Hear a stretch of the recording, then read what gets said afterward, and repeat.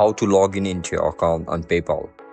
Are you guys facing issues to log in into your account on PayPal application? If that's so, then this video might help you out. Without further ado, let's get started. First of all, open PayPal on your mobile device. Once you open the app, now just simply write down your registered email and password.